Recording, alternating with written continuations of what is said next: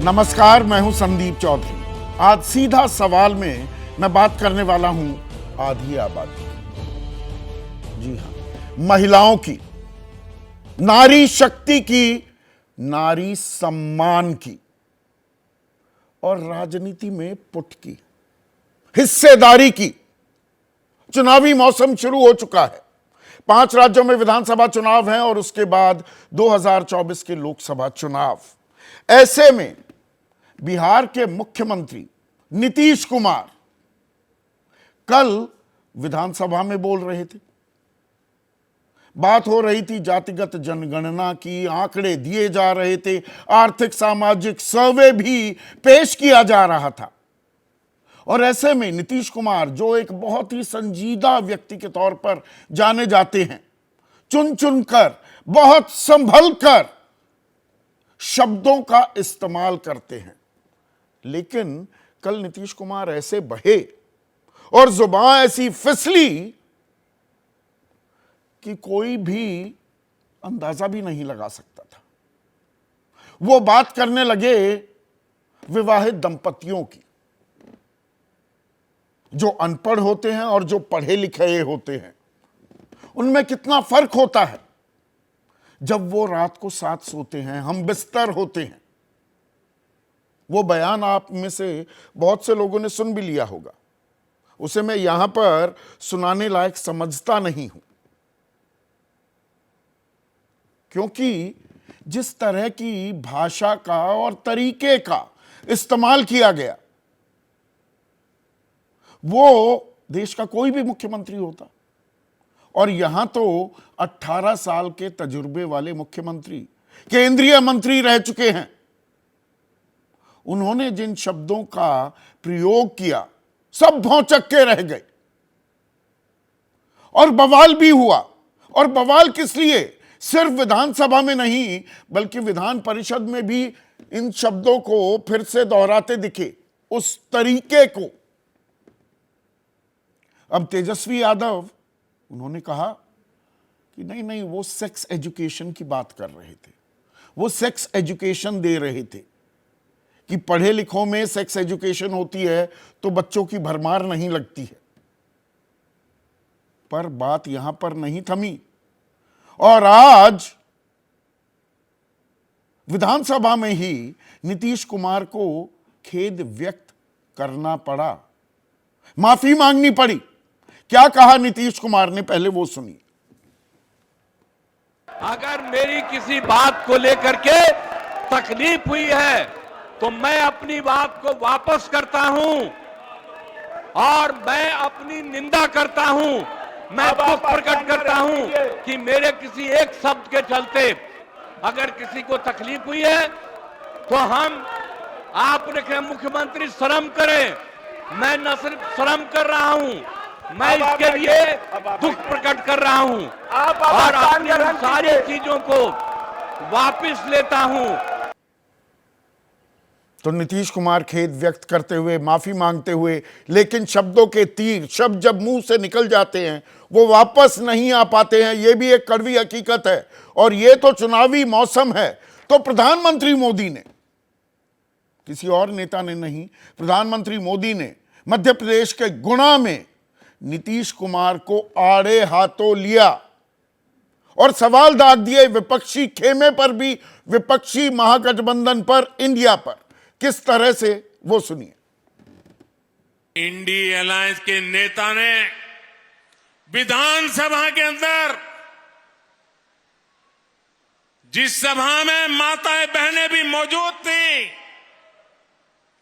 कोई कल्पना नहीं कर सकता है ऐसी भाषा में बद्दी बातें की।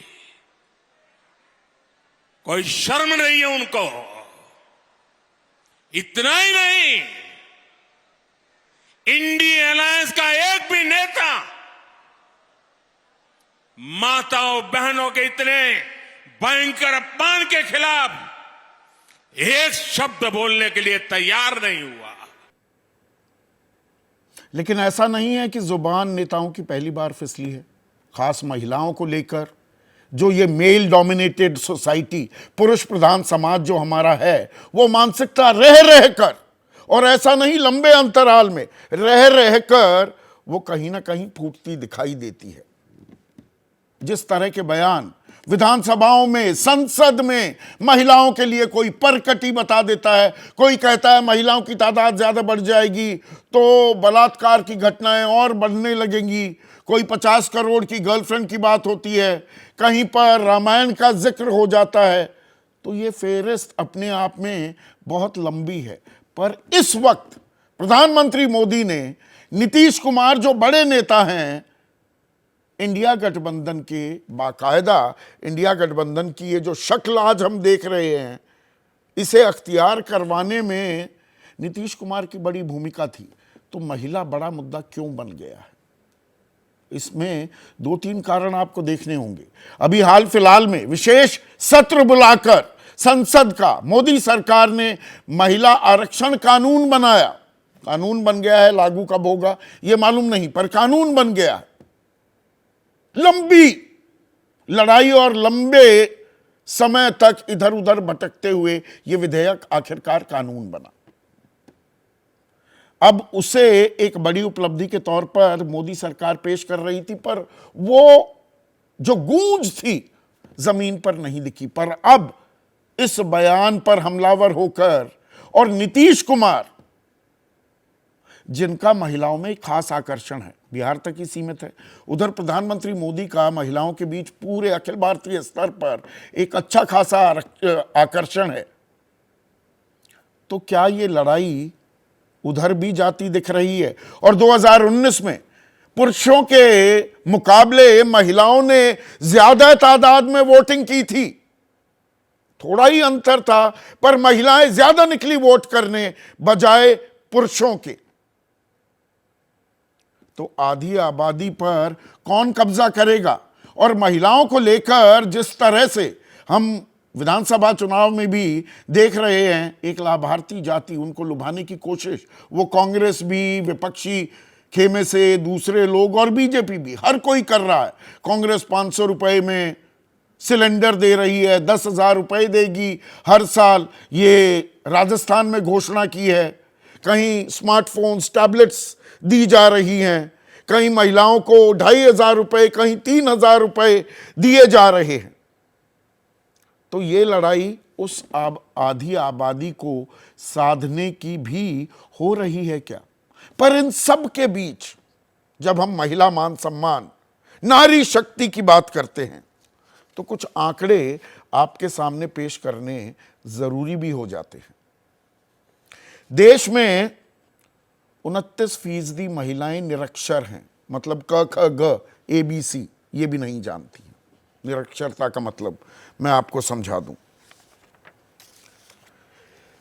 मध्य प्रदेश में 65% महिलाएं ही शिक्षित हैं। राजस्थान में भी 65, तेलंगाना में भी 65, यानी कि 35% इलिटरेट हैं, अशिक्षित हैं। बाल विवाह 25% इन चारों राज्यों में। अनीमिक यानी कि खून की कमी छत्तीसगढ़ में 61% महिलाएं, 55% मध्य प्रदेश में, 54% राजस्थान में, 58% तेलंगाना में। घरेलू हिंसा की पीड़ित 20% छत्तीसगढ़, 28% मध्य प्रदेश, 24% राजस्थान, 37% तेलंगाना। बेरोजगारी की दर पुरुषों के मुकाबले, और सरकार के आंकड़े दे रहा हूं, periodic labour force survey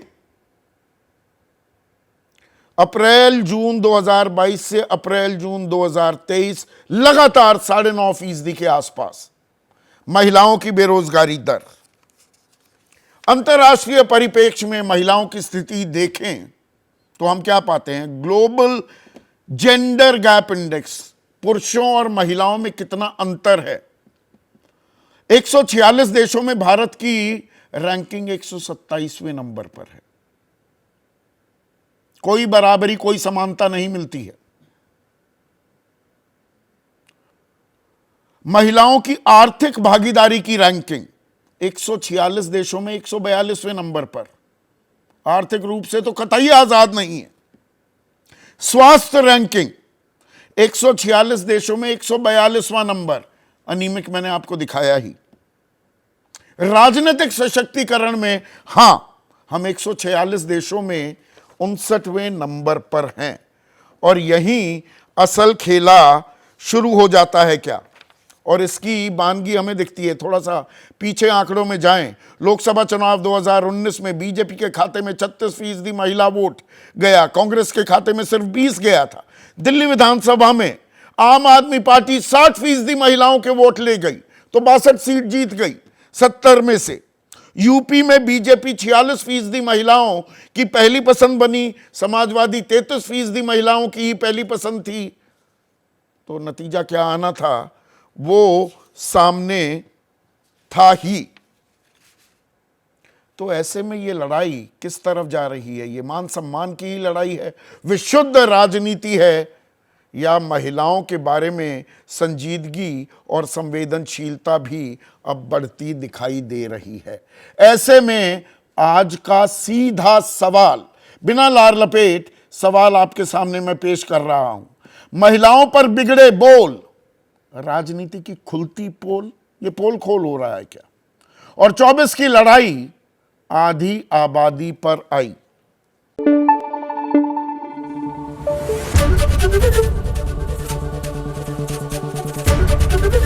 ABP news आपको रखे आगे।